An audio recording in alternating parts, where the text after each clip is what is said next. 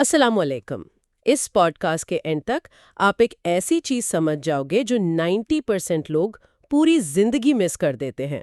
Rich दिखना और rich होना सेम नहीं होता।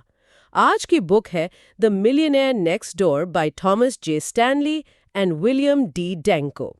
ये बुक एक अनकंफर्टेबल ट्रूथ रिवील करती है। एवरेज सैलरी, नॉर्मल फैमिली और सिंपल लाइफस्टाइल के बावजूद वेल्थ क्वाइटली बिल्ड होती है। मसला पैसा कम होना नहीं, मसला होता है वो डिसीजंस जो हम रोज रिपीट करते हैं।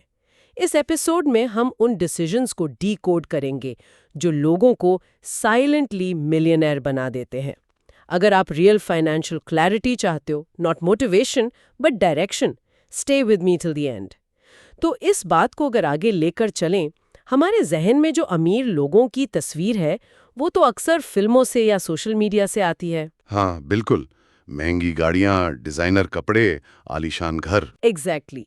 लेकिन जब ऑथर्स टॉमस स्टैनले और विलियम डैंको ने 20 साल तक हजारों अमीर लोगों पर रिसर्च की, तो उन्हें जो हकीकत पता चली वो बहुत बहुत मुख्तलिफ थी। देखें, उनकी रिसर्च ना असल में एक साइकोलॉजिकल इन्वेस्टिगेशन है। उन्होंने देखा कि अमेरिका के जो असल मिलेनियर्स हैं वो नहीं है जो टीवी पर दिखते हैं, अच्छा। बल्कि वो लोग हैं जो शायद आपके पड़ोस में रहते हैं और आप उन पर तवज्जो भी नहीं देते। यहाँ से उनकी रिसर्च का सबसे अहम नुक्ता निकलता है। क्या है वो? कि दौलत का ताल्लुक आपकी आमदनी से बहुत कम और आपकी आदतों से बहुत ज्यादा है। मतलब इनकम और वेल्थ ये दो अलग चीजें हैं। यहाँ से बात वाकई दिलचस्प हो जाती है। किताब में एक किस्सा है एक ट्रस्ट डिपार्टमेंट के वाइस प्रेसिडेंट का। हाँ, वो फोकस ग्रुप वाला। वही, उसने इंटरव्यू के बाद कहा ये लोग मिलेनियर्स हो ही नहीं सकते, क्योंकि वो उन जैसे दिखते नहीं थे, ना कपड़े पहनते थे। बिल्कुल। और आयरनी ये थी कि वो ट्रस्ट ऑफिसर खुद मतलब $5,000 की घड़ी पहनकर बैठा था। सही। जबकि रिसर्च के मुताबिक वहां बैठे ज्यादातर मिलियनेयर्स ने इस रकम का 10वां हिस्सा भी कभी घड़ी पर खर्च नहीं किया था। तो ये वही मिसाल हुई big hat no cattle. Exactly. दिखावा ज्यादा, असल माल कम। देखिए, असल दौलतमंद लोग दिखावे से ज्यादा माली आजादी को अहमियत देते हैं, फाइनेंशियल इंडिपेंडेंस को। मतलब उन्हें इस बात से फर्क नहीं पड़ता कि लोग क्या सोचते हैं। उन्हें इस बात से फर्क पड़ता है कि उनके पास इतना सरमाया हो कि वो अपनी मर्जी की जिंदगी गुजार सकें, वो किसी के मोहताज ना हो। तो फिर ये मिलियनेयर नेक्स्ट डोर है कौन?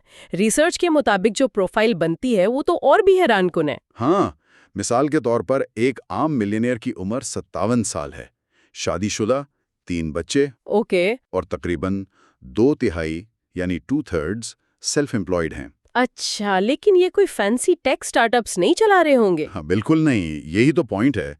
वो अक्सर डल नॉर्मल बिजनेसेस में, जैसे वेल्डिंग कॉन्ट्रैक्टर, पेस्ट कंट्रोलर या मोबाइल होम पार्क के मालिक। सही। वो 20 साल से ज्यादा अरसे से एक ही घर में रह रहे हैं। हाँ, और महंगी इंपोर्टेड गाड़ियों के बजाय आम अमेरिकन कार्स चलाते हैं, और वो भी अक्सर पुरानी। लेकिन इसमें सबसे अहम बात तो ये है ना कि 80% से ज्यादा मिलियनेयर्स फर्स्ट जनरेशन अमीर हैं। बिल्कुल, उन्हें विरासत में कुछ नहीं मिला। वाओ। और यहाँ पर जो अहम साइकोलॉजिकल पैटर्न है वो ये है कि वो अपनी आमदनी से बहुत कम खर्च पर जिंदगी गुजारते हैं। They live well below there means. सही। उनकी बीवियां अक्सर उनसे भी ज्यादा किफायतशार या फ्रूगल होती हैं।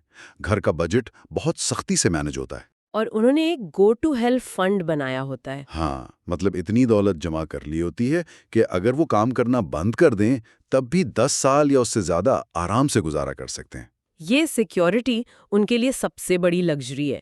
डिसिप्लिन की बात आई है तो किताब एक बहुत प्रैक्टिकल सा फॉर्मूला भी बताती है ना, जिससे कोई भी अंदाजा लगा सकता है कि उसे कितना अमीर होना चाहिए। हाँ, बहुत सिंपल सा है। अपनी उम्र को, मतलब एज को, अपनी सालाना आमदनी से मल्टीप्लाई करें, प्री टैक्स एनुअल इनकम से। सही। और फिर जो जवाब आए उसे 10 से डिवाइड कर दें। ये आपकी एक्सपेक्टेड नेटवर्थ है। अच्छा। और इसी फॉर्मूला की बुनियाद पर ऑथर्स ने 2 बहुत अहम ग्रुप्स बनाए हैं, PAWs और UAWs। बिल्कुल। PAWs हैं प्रोडिजियस एक्यूमुलेटर्स ऑफ वेल्थ।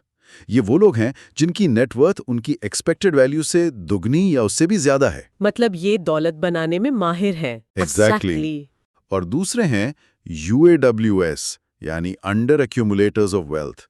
इनकी नेटवर्थ एक्सपेक्टेड वैल्यू से आधी या उससे कम है, चाहे इनकी इनकम कितनी ही ज्यादा क्यों ना हो। इसकी एक बेहतरीन मिसाल किताब में दी गई है। एक मोबाइल होम डीलर है, एक पॉ, हाँ, मिस्टर रिचर्ड्स, उसकी आमदनी थी $90,000। और उसकी एक्सपेक्टेड नेटवर्थ होनी चाहिए थी $451,000। लेकिन उसकी एक्चुअल नेटवर्थ थी $1.1 मिलियन। वाओ! और दूसरी तरफ एक वकील है, UAW। मिस्टर फॉर्ड, उसकी आमदनी थोड़ी ज्यादा थी, $92,000, लेकिन उसकी नेटवर्थ सिर्फ $2,26,000 थी, एक्सपेक्टेड से लगभग आधी। इनकम लगभग बराबर है, लेकिन वेल्थ में जमीन आसमान का फर्क।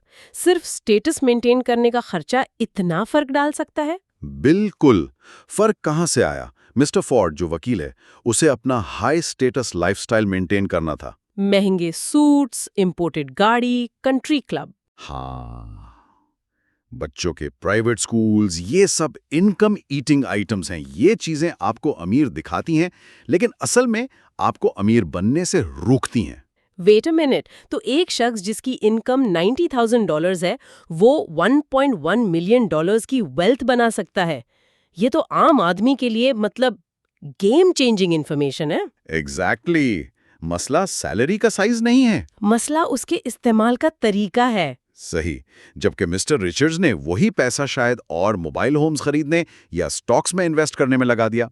उन्होंने अपनी इनकम का 15% या उससे ज्यादा हमेशा इन्वेस्ट किया। अच्छा, तो एक का पैसा सोशल स्टेटस पर खर्च हो रहा है और दूसरे का पैसा एसेट्स बना रहा है जो उसके लिए काम करते हैं।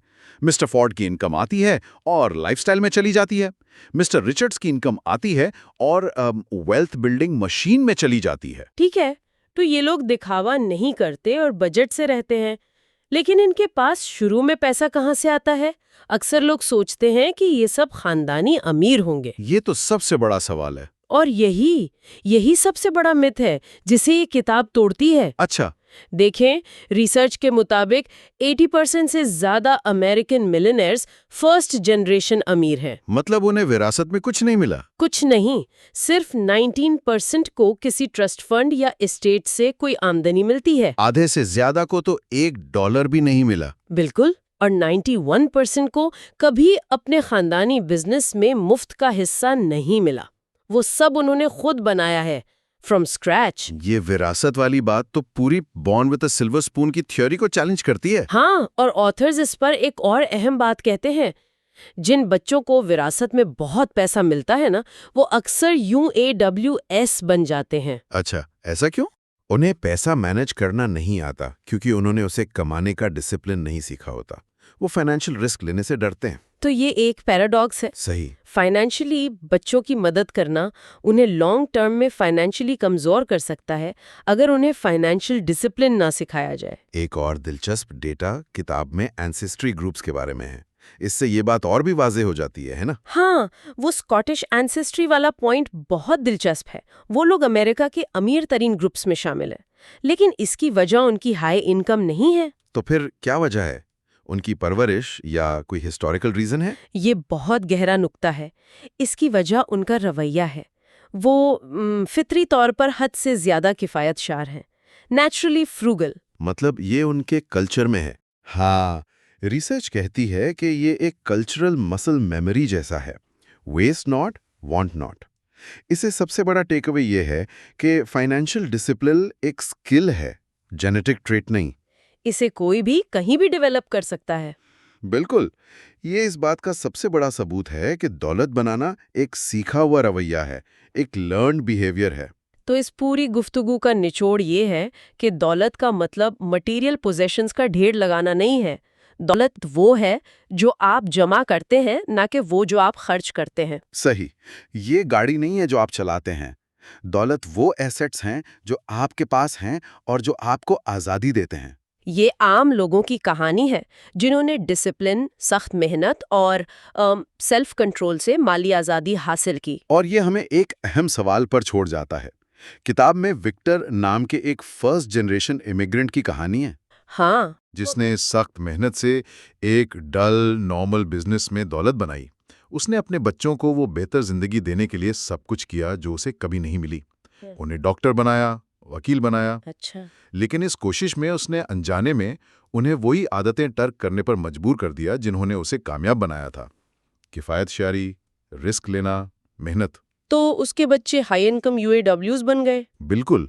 तो सोचने की बात यह है, क्या एक नस्ल की बेहतरी के लिए उठाए गए कदम अनजाने में अगली नस्ल को माली तौर पर कमजोर करने की वजह बन सकते हैं? तो पिछली बार हमने जहां बात छोड़ी थी वहीं से इस सिलसिले को आगे बढ़ाते हैं। किताब का अगला हिस्सा है they live well below there means. जी, यानी वो अपनी आमदनी से बहुत कम खर्च पर जिंदगी गुजारते हैं। और इस उसूल को समझाने के लिए मुसन्निफीन एक बहुत ही दिलचस्प वाकया सुनाते हैं। अच्छा। उन्होंने एक रिसर्च सेशन रखा 10 मिलियन डॉलर से ज्यादा मालियत रखने वाले अफराद के साथ, यानी डेका मिलियनर्स। ओह, यानी अमीर तरीन लोगों में से भी जो बिल्कुल टॉप पर हैं। बिल्कुल। तो इंटरव्यूज के लिए मुसन्निफीन ने सोचा कि माहौल भी वैसा ही शानदार होना चाहिए। हाँ, एक इम्प्रेशन बनाना था ना। है ना? जी बिल्कुल। तो उन्होंने न्यूयॉर्क के एक महंगे तरीन इलाके में एक लग्जरियस पेंट हाउस किराए पर लिया और खाने पीने का भी बहुत आला इंतजाम किया, जैसे पैटीज, कैवियार और 1970 की बोर्डो वाइन। उन्हें लगा होगा कि अमीर लोग तो ऐसा ही खाते पीते हैं, ये एक आम तासुर भी है। लेकिन मुझे लग रहा है यहाँ कुछ सरप्राइजिंग होने वाला है। हुआ भी यही। पहला मेहमान, जिसे वो मिस्टर बड कहते हैं, एक 69 साला शख्स था, बिल्कुल आम से कपड़ों में आया। तो जब उसे महंगी बोर्डो वाइन पेश की गई, उसने मुस्कुराकर कहा। क्या कहा? उसने कहा, मैं स्कॉच और 2 किस्म की बियर पीता हूँ मुफ्त, और बडवाइजर। कमाल है। यानी उन्होंने करोड़ों डॉलर्स के मालिकों के लिए बेहतरीन खाना मंगवाया और ये तो सिर्फ शुरुआत थी। 2 घंटे के इंटरव्यू के दौरान 9 में से किसी एक डेका मिलियनेयर ने भी इस महंगे खाने या शराब को हाथ तक नहीं लगाया। हाथ भी नहीं लगाया? नहीं, उन्होंने सिर्फ क्रैकर्स खाए और पानी पिया। ये मुसन्निफीन के लिए एक बहुत बड़ा शौक था, और यहाँ उन्होंने पहला और सबसे अहम सबक सीखा। और वो क्या था? कि अमीर नजर आना और असल में अमीर होना, ये 2 बिल्कुल मुख्तलिफ चीजें हैं। ये एक बहुत बड़ा फर्क है। एक का ताल्लुक दिखावे से है और दूसरे का माली आज़ादी से। बिल्कुल। और इसी तजर्बे से मुसन्निफीन इस नतीजे पर पहुंचे कि दौलतमंद लोगों की जिंदगी का सबसे बड़ा राज 3 अल्फाज में छुपा है: फ्रूगल, फ्रूगल, फ्रूगल। फ्रूगल यानी किफायतशारी।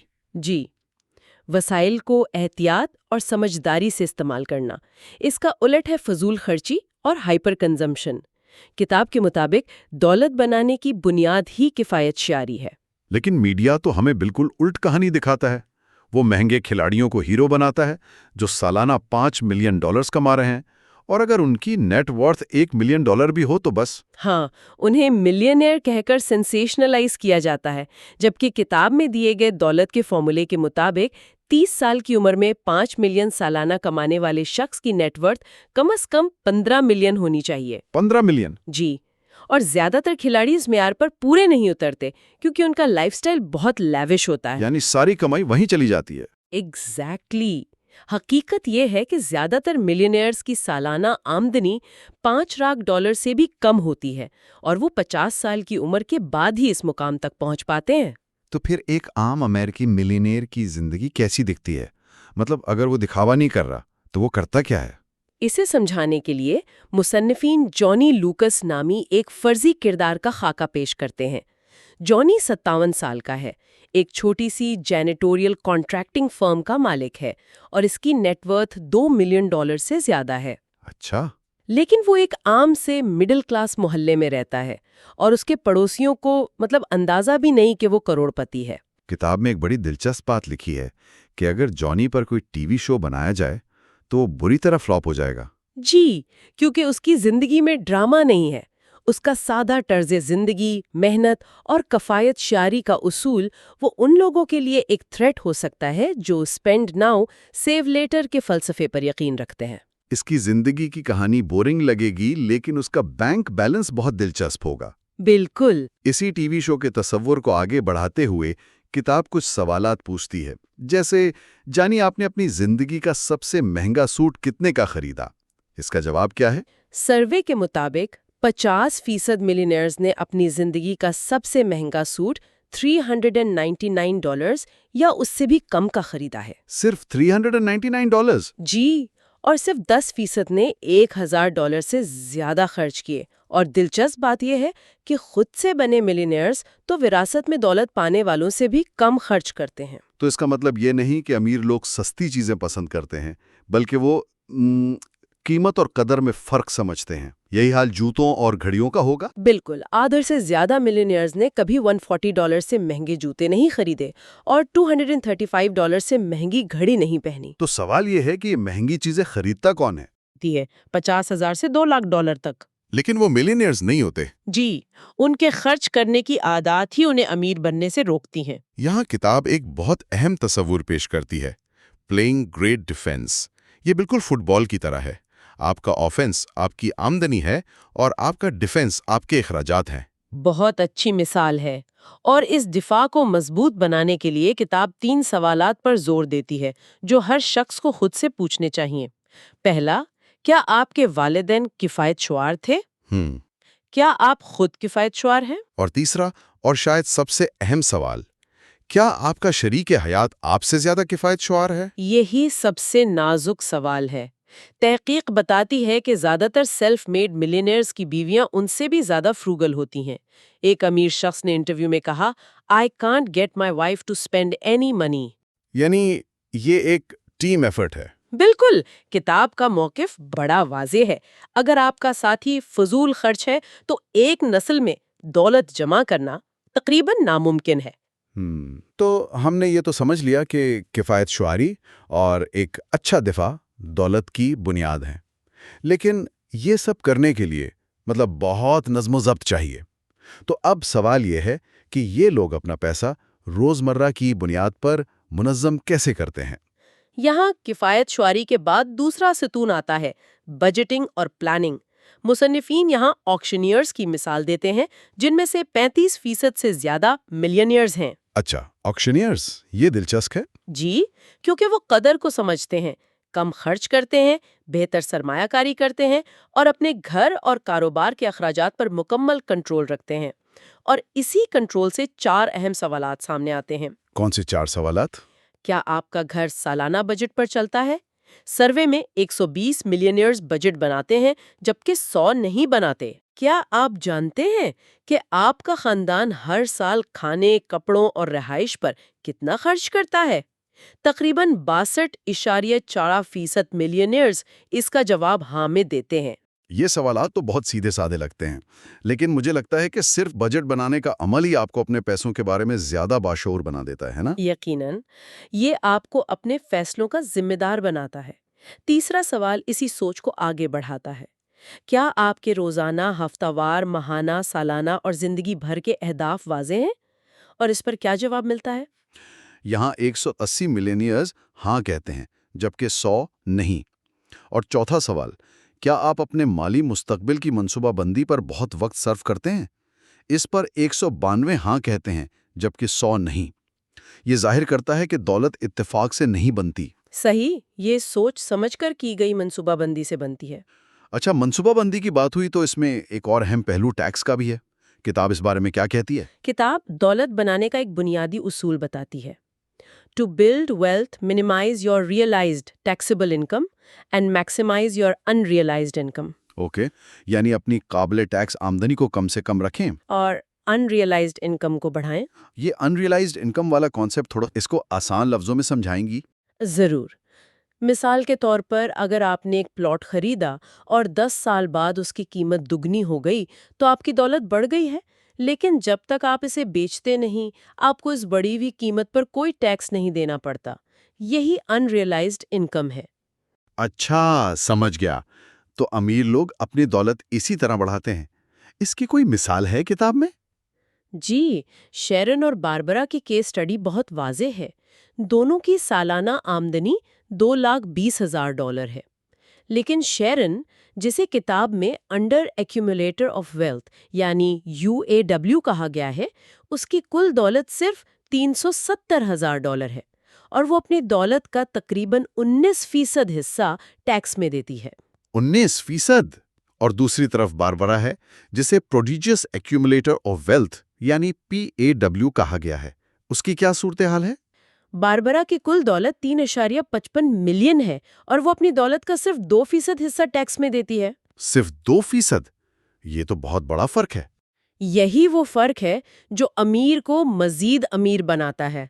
वो अपनी आमदनी का बड़ा हिस्सा ऐसी जगह दोबारा इन्वेस्ट करते हैं जहां उसकी कदर बढ़े, ना कि ऐसी चीजों पर खर्च करते हैं जिन पर टैक्स लगे। तो अब तक हमने देखा कि किफ़ायतशारी, मंसूबाबंदी और टैक्स की बचत ये सब कलीदी हैसियत रखते हैं।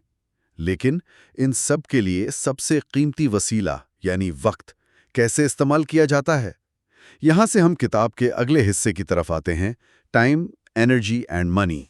जी, इसका बुनियादी नुक्ता ये है कि दौलत जमा करने में माहिर लोग यानी पॉज अपने माली मामलात की मंसूबाबंदी पर कमजोर लोगों UAW से तकरीबन दुगना वक्त सर्व करते हैं। दुगना वक्त? जी, उसको समझाने के लिए मुसन्निफीन 2 डॉक्टर्स, डॉक्टर नॉर्थ और डॉक्टर साउथ का तकाबुल करते हैं। इन दोनों में क्या फर्क है? दोनों की उम्र और आमदनी, जो कि $7 लाख सालाना है, तकरीबन एक जैसी है, लेकिन इनकी नेटवर्थ में जमीन आसमान का फर्क है। डॉक्टर नॉर्थ, जो एक पॉ है, उसकी नेटवर्थ $7.5 मिलियन है, 7.5 मिलियन? जबकि डॉक्टर साउथ, जो एक UAV है, इसकी नेटवर्थ सिर्फ $4 लाख है। एक मिनट, $7 लाख सालाना कमाने वाले की नेटवर्थ सिर्फ $4 लाख? ये तो हैरान कुन है। मतलब पैसा जा कहाँ रहा है? उनके तर्ज़े ज़िंदगी में डॉक्टर साउथ के सालाना अखराजात देखें। कपड़ों पर $30,000, गाड़ियों पर $72,200 और क्लब की फीस पर $47,900। ओह! इसके मुकाबले में डॉक्टर नॉर्थ के अखराजात बहुत कम हैं। गाड़ियों की खरीदारी का तरीका भी बहुत दिलचस्प है। डॉक्टर साउथ ने हाल ही में एक $65,000 की पोर्श खरीदी, जिसके लिए उसने बेहतरीन डील तलाश करने में 60 घंटे से ज़्यादा सिर्फ किए। वो तकरीबन हर साल नई गाड़ी खरीदता है। यानी उसने अपना कीमती वक्त एक ऐसी चीज पर लगाया जो खरीदते ही अपनी आधी कीमत खो देती है। और डॉक्टर नॉर्थ का क्या तरीका है? डॉक्टर नॉर्थ ने 6 साल पहले एक 3 साल पुरानी मर्सिडीज $35,000 में खरीदी थी और वो अब भी वही चला रहा है। उसने कहा, नई गाड़ी की मुल्कियत का फख्र यानी pride of new car ownership क्या $20,000 के बराबर है? मेरे लिए नहीं है। ये सोच का फर्क है। एक शख्स वक्त लगाता है खर्च करने के लिए, जबकि दूसरा वक्त लगाता है सरमाया कारी करने के लिए। बिल्कुल, और ये फर्क सिर्फ पैसों तक महदूद नहीं है। डॉक्टर नॉर्थ हर महीने औसतन 10 घंटे अपनी मुस्तकबिल की सरमायाकारी की मंसूबाबंदी पर और 20 घंटे अपनी मौजूदा सरमायाकारी को मुनज़्ज़म करने पर सर्व करता है। और डॉक्टर साउथ? डॉक्टर साउथ मंसूबाबंदी पर सिर्फ 3 घंटे और अपनी सरमायाकारी को मुनज़्ज़म करने पर सिर्फ 1 घंटा सर्व करता है। उसने अपना पैसा 4 मुख्तलिफ ब्रोकर्स के पास लगाया हुआ है और उनके मशवरों पर बहुत नुकसान उठाया है। तो डॉक्टर नॉर्थ अपना होमवर्क खुद करता है? जी, वो अपना रिसर्च खुद करता है और उन शोबों में सरमायाकारी करता है जिन्हें वो समझता है, जैसे मेडिकल इंडस्ट्री और ज़रई ज़मीन। डॉक्टर साउथ की तरह आंखें बंद करके दूसरों पर भरोसा नहीं करता। डॉक्टर साउथ की गलती हमें एक बहुत अहम सवाल की तरफ लाती है। आप अपने पैसे के लिए किस पर भरोसा करते हैं? यानी एक अच्छा माली मुशीर कैसे चुना जाए? इसके लिए किताब में मिस्टर मार्टिन की मिसाल दी गई है, जो एक करोड़पति हैं और उनकी सालाना आमदनी कभी $75,000 से ज्यादा नहीं रही। अच्छा, और उन्होंने अपनी सारी दौलत स्टॉक मार्केट से बनाई? जी, समझदारी से सरमायाकारी करके। और उनका मुशीर मुंतखब करने का तरीका, जिसे द मार्टिन मेथड कहा गया है, वो बहुत दिलचस्प है। वो क्या है?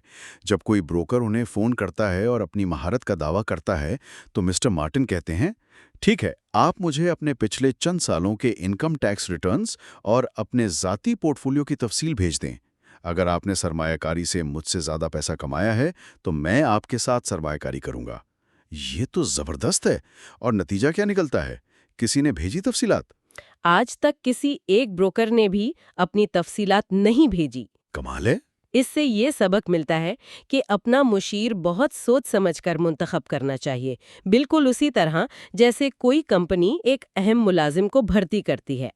आप सिर्फ बातों पर यकीन नहीं कर सकते, आपको कारकर्दगी का सबूत चाहिए। ये वाकई सोचने पर मजबूर करता है। हम डॉक्टर या वकील की डिग्री और तजुर्बा देखते हैं, लेकिन जब अपने पैसे की बात आती है तो हम अक्सर सिर्फ बातों पर यकीन कर लेते हैं। مسٹر مارٹن کا طریقہ دراصل جواب دہی یعنی اکاؤنٹیبلٹی کا ایک بہترین ٹیسٹ ہے۔ بالکل، کتاب کا نچوڑ یہی ہے کہ آپ اپنی مالی زندگی کے CEO خود ہیں۔ آپ کو اپنی ٹیم یعنی اپنے مشیروں کو احتیاط سے چننا ہوگا۔ تو اس ساری گفتگو سے ایک اہم سوال پیدا ہوتا ہے، اگر آج کسی کو اپنا مالی مشیر مقرر کرنا ہو تو کیا اسے ایک ملازم کی طرح جانچنا چاہیے؟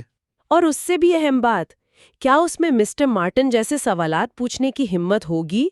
کیا وہ اس سے اس کی اپنی مالی کامیابی کا ثبوت مانگ سکے گا؟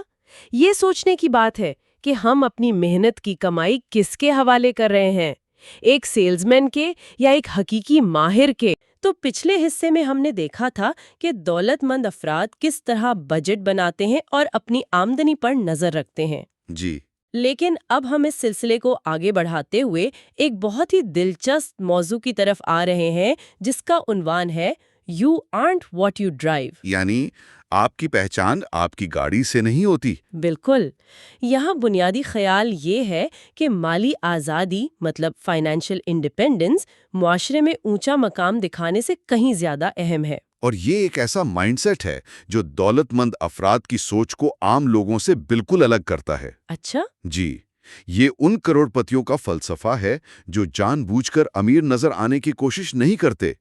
ان کے لیے اصل دولت بینک اکاؤنٹ میں ہوتی ہے، گیراج میں کھڑی چمچماتی گاڑی میں نہیں۔ یعنی اصل دولت مالی سکون ہے، دکھاوا نہیں۔ بالکل۔ اس کی بہترین مثال مسٹر W ایلن کی کہانی ہے، جو ایک سیلف میڈ کروڑ پتی ہیں۔ جی ہاں، ان کی کہانی تو کمال ہے۔ وہ اور ان کی اہلیہ تقریباً 40 سال سے ایک ہی 3 بیڈ روم والے گھر میں رہتے ہیں، اور وہ بھی ایک عام سے مڈل کلاس محلے میں۔ انہوں نے اپنی پوری زندگی میں کبھی بھی ایسی چیزیں نہیں خریدی جن کا مقصد صرف سٹیٹس دکھانا ہو۔ ان کا فلسفہ زندگی بالکل صاف اور واضح تھا۔ وہ اپنا کاروبار ہو یا گھر، ہر چیز کو کمال کی ایفیشنسی سے چلاتے تھے۔ اور جو پیسہ بچتا تھا اسے ضائع نہیں کرتے تھے، بلکہ بڑی سمجھداری سے دوبارہ اپنے کاروبار میں، کمرشل ریل اسٹیٹ میں اور اچھی کمپنیوں کے اسٹاکس میں ری انویسٹ کرتے تھے۔ ان کا ایک کال ہے جو اس ساری بحث کا نچوڑ ہے نا؟ جی، اور وہ بہت گہری بات ہے۔ وہ کہتے تھے، اگر آپ کا مقصد مالی طور پر محفوظ ہونا ہے تو آپ یہ مقصد حاصل کر لیں گے۔ لیکن اگر آپ کی نیت یہ ہے کہ پیسہ کمانے کے بعد اسے عیش و عشرت پر اڑانا ہے تو آپ کبھی بھی مالی طور پر محفوظ نہیں ہو پائیں گے۔ یہی تو وہ بنیادی فرق ہے جو دولت جمع کرنے والوں یعنی پوز کو فضول خرچ کرنے والوں یعنی UAW سے الگ کرتا ہے۔ UAWs کے لیے تو پیسہ بس خرچ کرنے کی چیز ہے۔ بالکل، ان کی زندگی ایک لگژری سے دوسری لگژری کی تلاش ہے، جبکہ PAWS اپنے کام سے محبت کرتے ہیں اور پیسے کو صرف ایک رپورٹ کارڈ سمجھتے ہیں۔ اچھا، ایک رپورٹ کارڈ کہ وہ اپنا کام کتنی اچھی طرح کر رہے ہیں۔ صحیح۔ اسی سلسلے میں مسٹر ایلن کا ایک واقعہ تو کمال کا ہے۔ ان کے کچھ بزنس پارٹنرز نے سوچا کہ ان کی سالگرہ پر انہیں ایک رولز رائس تحفے میں دی جائے، اور انہوں نے گاڑی آرڈر بھی کر دی۔ لیکن جب مسٹر ایلن کو پتا چلا تو انہوں نے وہ تحفہ قبول کرنے سے صاف انکار کر دیا۔ اب بھلا کون رولز رائس کو انکار کرتا ہے؟ یہی تو بات ہے، اور ان کے انکار کی وجوہات ان کی پوری زندگی کے فلسفے کو ہمارے سامنے کھول کر رکھ دیتی ہیں۔ انہوں نے کیا وجوہات بتائیں؟ 4 بڑی دلچسپ باتیں کہیں۔ پہلی، رولز رائس میری زندگی کی کسی بھی اہم قدر کی نمائندگی نہیں کرتی۔ واہ، مطلب سیدھا اور صاف جواب۔ بالکل۔ دوسری وجہ انہوں نے یہ بتائی، مجھے اس گاڑی کے لیے اپنا پورا طرز زندگی بدلنا پڑے گا۔ مطلب؟ وہ کہتے، میں اب مچھلیاں پکڑ کر انہیں اپنی گاڑی کی پچھلی سیٹ پر نہیں پھینک سکوں گا۔ یہ تو بہت ہی عملی بات ہے۔ تیسری بات انہوں نے یہ کہی کہ یہ لگژری گاڑی ان کی فیکٹری کے ماحول میں بہت عجیب لگے گی اور ان کے ورکرز کو بھی ایلینیٹڈ محسوس کرائے گی۔ صحیح۔ اور آخر میں انہوں نے کہا، میں رولز رائس میں بیٹھ کر اپنے پسندیدہ عام سے ریستورانوں میں نہیں جا سکتا، لوگ کیا سوچیں گے؟ تو ان کے نزدیک یہ اسٹیٹس سمبل اصل میں ایک بوجھ تھا، ایک ایسی چیز جو ان کی آزادی چھین لیتی۔ بالکل ٹھیک۔ یہ تو اس پوری سوچ کے ہی خلاف ہے کہ مہنگی چیزیں آپ کو آزاد کرتی ہیں۔ یہاں تو الٹا ہو رہا ہے۔ تو مسٹر ایلن کی کہانی تو کمال ہے، لیکن کیا وہ ایک اکیلی مثال ہے یا زیادہ تر کروڑوں پتی ایسے ہی سوچتے ہیں؟ یہی سوال ہے، کیا ہمارے پاس اس بارے میں کوئی ڈیٹا ہے کہ وہ اصل میں کون سی گاڑیاں خریدتے ہیں اور کیسے خریدتے ہیں؟ ہاں، یہی سوال میرے ذہن میں بھی آ رہا تھا۔ آئیے ذرا اعداد و شمار دیکھتے ہیں کہ حقیقت کیا ہے۔ اچھا، اعداد و شمار بہت دلچسپ تصویر پیش کرتے ہیں۔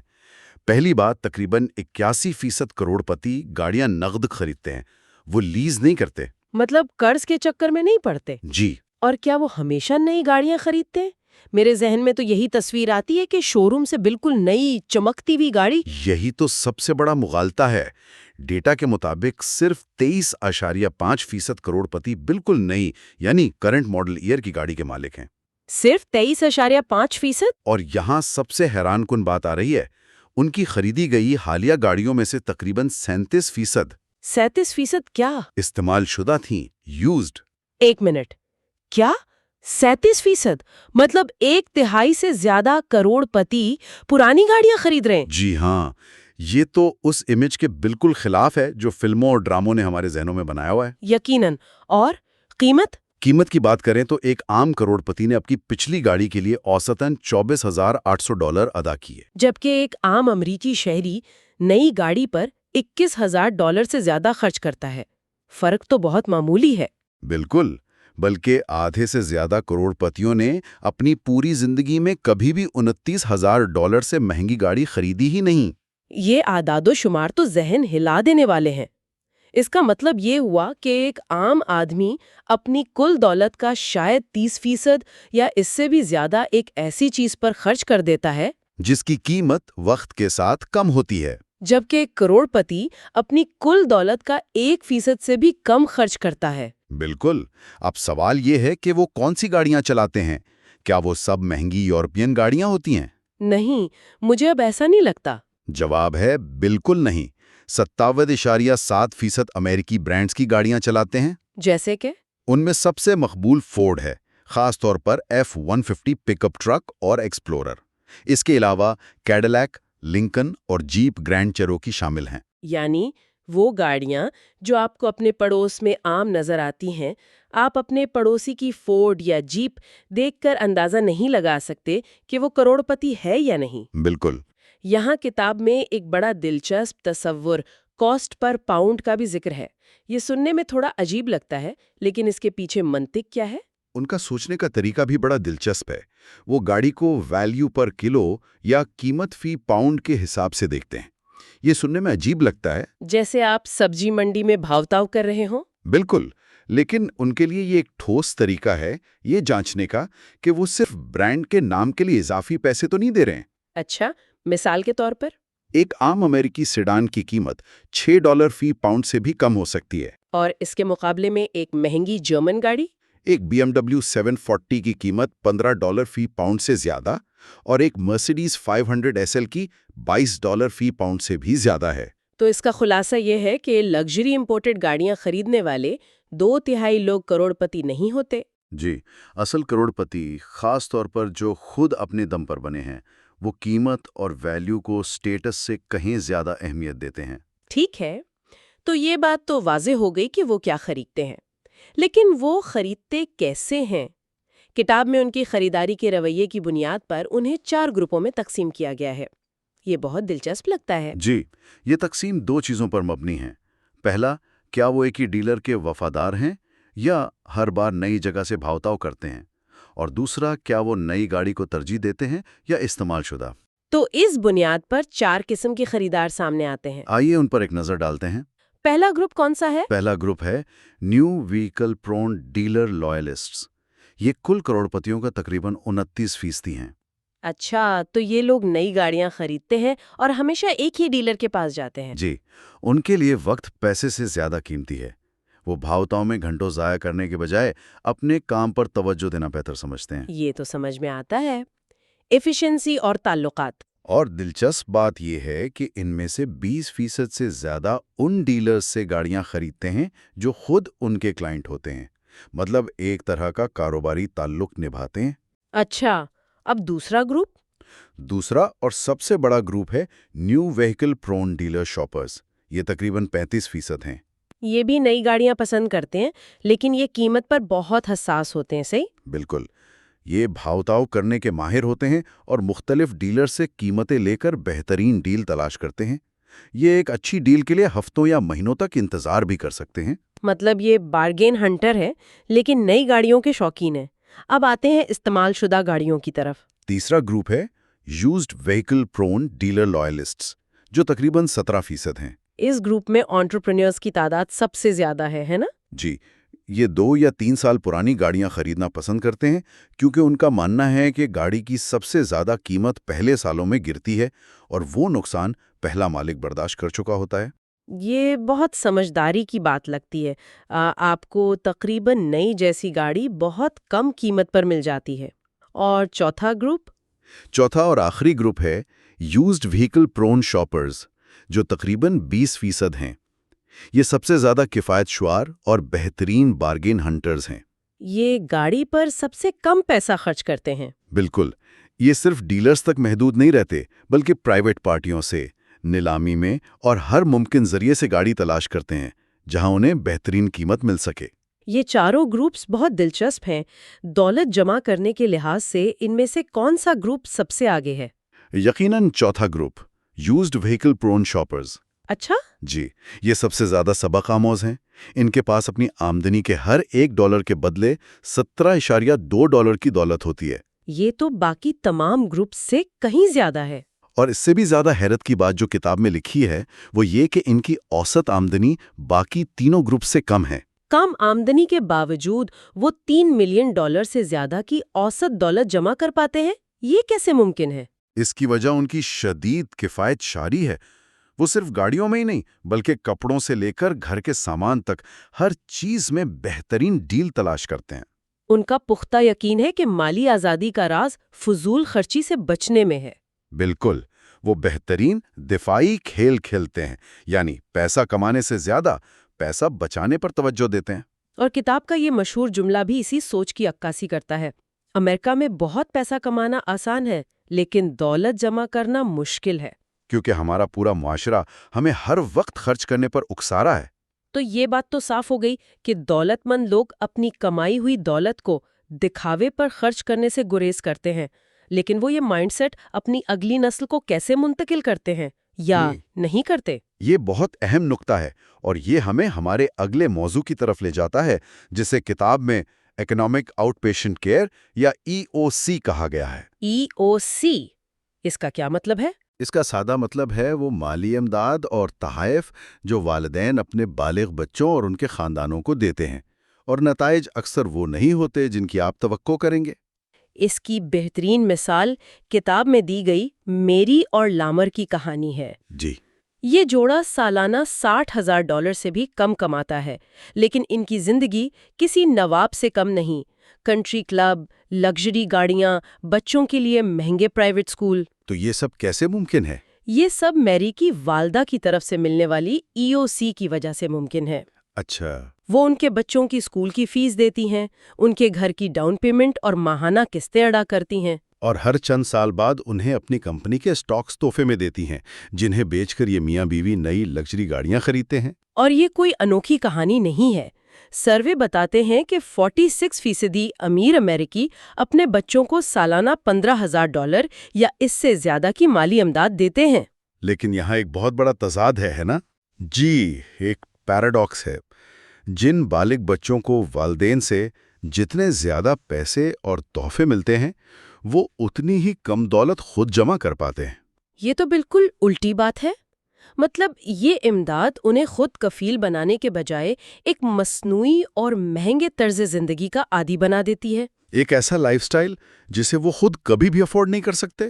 تو کیا اس کا مطلب ہے کہ بچوں کو مالی تحائف دینا ہمیشہ ہی برا ہے؟ ہمیشہ نہیں، لیکن اس کے اثرات بہت گہرے اور اکثر منفی ہوتے ہیں۔ کتاب میں 4 بڑی وجوہات بتائی گئی ہیں کہ EOC دولت جمع کرنے میں رکاوٹ کیوں بنتی ہے۔ اچھا، پہلی کیا ہے؟ پہلی، یہ امداد بچت اور سرمایہ کاری سے زیادہ کھپت یعنی کنزمپشن کو فروغ دیتی ہے۔ بچے یہ سوچتے ہیں کہ پیسہ خرچ کرنے کے لیے ہے، جوڑنے کے لیے نہیں۔ دوسری وجہ یہ بتائی گئی ہے کہ تحفے وصول کرنے والے اپنی دولت اور اپنے والدین کی دولت میں فرق کرنا بھول جاتے ہیں۔ وہ یہ سمجھنے لگتے ہیں کہ ان کے والدین کا پیسہ بھی انہی کا ہے۔ تیسری وجہ، وہ کریڈٹ پر بہت زیادہ انحصار کرنے لگتے ہیں۔ کیونکہ انہیں پتا ہوتا ہے کہ اگر وہ مشکل میں پھنسے تو ان کے والدین انہیں بچا لیں گے۔ بالکل۔ اور چوتھی اور سب سے اہم وجہ یہ ہے کہ وہ ان لوگوں کے مقابلے میں بہت کم سرمایہ کاری کرتے ہیں جنہیں کوئی مالی امداد نہیں ملتی۔ اس کی ایک اور بہترین مثال 2 بھائیوں ہنری اور جوش کی کہانی ہے۔ ہاں، ہنری ایک اسکول ٹیچر ہے اور جوش ایک وکیل۔ دونوں کو اپنے کروڑ پتی والدین سے ہر سال $10,000 کا تحفہ ملتا ہے۔ جوش کی آمدنی ہنری سے تقریباً دگنی ہے، لیکن اس کی کل دولت ہنری سے کافی کم ہے۔ ایسا کیوں؟ وجہ پھر وہی ہے۔ جوش جو ایک وکیل ہے، ایک مہنگے سماجی ماحول میں رہتا ہے اور اپنی آمدنی سے کئی زیادہ خرچ کرتا ہے۔ اور وہ والدین سے ملنے والے پیسوں پر انحصار کرتا ہے تاکہ اپنا لائف سٹائل برقرار رکھ سکے۔ جبکہ ہنری جو ایک ٹیچر ہے، ایک کفایت شار زندگی گزارتا ہے اور اسے ملنے والے اضافی پیسوں کو فوراً انویسٹ کر دیتا ہے۔ اس نے اپنی کم آمدنی کے باوجود کئی زیادہ دولت جمع کر لی ہے۔ تو اس ساری بحث کا نچوڑ کیا نکلتا ہے؟ کتاب کا پیغام بڑا واضح ہے۔ Teach your children to fish, یعنی اپنے بچوں کو مچھلی پکڑنا سکھائیں، نہ کہ انہیں پلیٹ میں پکی پکائی مچھلی پیش کریں۔ بہترین تحفہ پیسہ نہیں، بلکہ اچھی تعلیم ہے، خود انحصاری کی تربیت ہے۔ اور ایسی اقدار ہیں جو انہیں نظم و ضبط اور محنت کی اہمیت سکھائیں۔ جب والدین اپنے بچوں کو ہر مالی مشکل اور جدوجہد سے بچانے کی کوشش کرتے ہیں تو وہ نادانستہ طور پر انہیں کمزور کر رہے ہوتے ہیں۔ جیسے مس پی پی ایف کی مثال ہے، جسے اس کے والدین نے اکنامک امپیشنٹ کیئر دی۔ یعنی گھر میں مفت رہائش، کاروبار شروع کرنے کے لیے سارا سرمایہ، کوئی مالی خطرہ مول لینے کی ضرورت ہی نہیں۔ نتیجہ یہ نکلا کہ وہ 30 سال سے زیادہ عمر کی ہونے کے باوجود مکمل طور پر اپنے والدین پر منحصر ہے اور ہر چھوٹے بڑے فیصلے سے ڈرتی ہے۔ اس کے برعکس کنکوس کے بانی پال اور فلیا یا ریئل اسٹیٹ ایگزیکٹو لورا جیسی مثالیں ہیں جنہیں اپنے والدین سے کوئی مالی مدد نہیں ملی۔ انہیں ضرورت اور مجبوری نے کامیاب بنایا۔ بالکل، جدوجہد نے ان کے اندر وہ ہمت اور لچک پیدا کی جو آرام دہ زندگی میں کبھی پیدا نہیں ہو سکتی تھی۔ تو آخر میں ایک سوچنے کے لیے نکتہ یہ ہے۔ یہ مواد ہمیں دکھاتا ہے کہ والدین جو اپنے بچوں کو سب سے زیادہ مالی مدد دیتے ہیں وہ اکثر انہیں جدوجہد کی تکلیف سے بچانے کے لیے ایسا کرتے ہیں۔ لیکن لورا اور میکڈونلڈس کے بانی ریک روک جیسی کہانیاں بتاتی ہیں کہ جدوجہد کوئی ایسی چیز نہیں جس سے بچا جائے، بلکہ یہی وہ بھٹی ہے جو حقیقی کامیابی کے لیے درکار ہمت اور مضبوطی پیدا کرتی ہے۔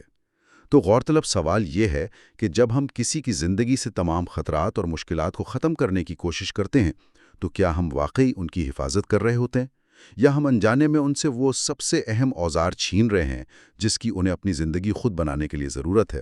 اور پچھلی گفتگو میں ہم نے یہی بات کی تھی کہ امیر لوگ امیر کیسے بنتے ہیں، ان کے پرنسپلز کیا ہیں۔ لیکن اب ہم اس سلسلے کو آگے بڑھاتے ہیں اور دیکھتے ہیں کہ جب وہ دولت کما لیتے ہیں تو اسے اپنی اولاد میں تقسیم کیسے کرتے ہیں۔ بالکل، اور یہ اتنا سیدھا معاملہ نہیں ہے جتنا لگتا ہے۔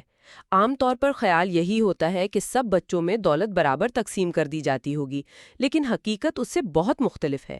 یہاں پر ایک بہت دلچسپ کانسیپٹ سامنے آتا ہے جس کا ذکر ہمارے سورسز میں ہے: affirmative action, family style. Family style affirmative action, یہ سننے میں عجیب لگتا ہے۔ مطلب عام طور پر تو ہم اس کے الٹ سنتے ہیں۔ اس کا مطلب تو یہ ہوا کہ امیر والدین اپنی بیٹیوں کو بیٹوں کے مقابلے میں زیادہ مالی مدد دیتے ہیں۔ جی بالکل یہی مطلب ہے۔ اس کے پیچھے وجہ بڑی دلچسپ ہے اور یہ والدین کی سائیکالوجی سے جڑی ہے۔ جب بچے بڑے ہو جاتے ہیں تو والدین کے لیے دولت کی تقسیم صرف ایک حساب کتاب کا معاملہ نہیں رہتی۔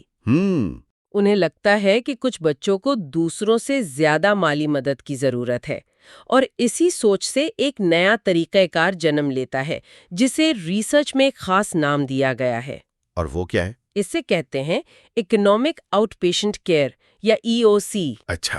جیسے آؤٹ پیشنٹ مریض کو ہسپتال سے باہر مسلسل علاج ملتا رہتا ہے، اسی طرح یہ وہ بالغ بچے ہیں جنہیں گھر سے نکلنے کے بعد بھی والدین کی طرف سے ایک مالی ڈرپ لگی رہتی ہے۔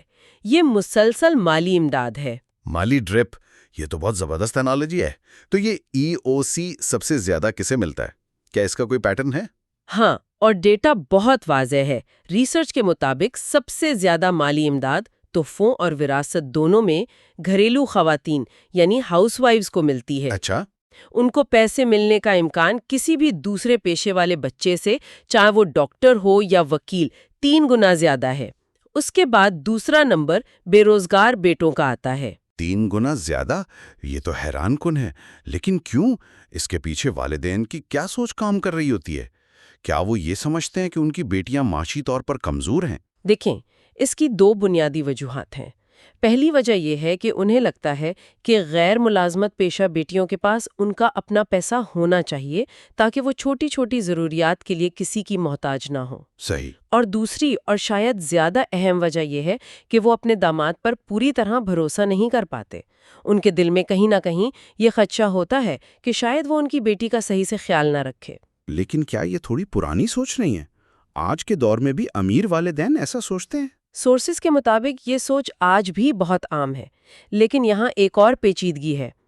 یہ سب گھریلو بیٹیاں ایک جیسی نہیں ہوتیں۔ ریسرچ انہیں 2 گروپس میں تقسیم کرتی ہے، ٹائپ اے اور ٹائپ بی۔ ٹھیک ہے، تو ان ٹائپ اے اور ٹائپ بی میں کیا فرق ہے؟ زمین آسمان کا فرق ہے۔ ٹائپ اے ہاؤس وائف وہ بیٹی ہے جو خود پڑھی لکھی ہے، اس میں قائدانہ صلاحیتیں ہیں اور اس کی شادی بھی ایک کامیاب اور اچھی آمدنی والے شخص سے ہوتی ہے۔ وہ اپنے والدین کے لیے ایک مشیر اور ان کے برابر کی ساتھی یعنی پیئر ہوتی ہے۔ یعنی وہ اپنے والدین پر بوجھ نہیں بلکہ ان کا سہارا بنتی ہے۔ بالکل۔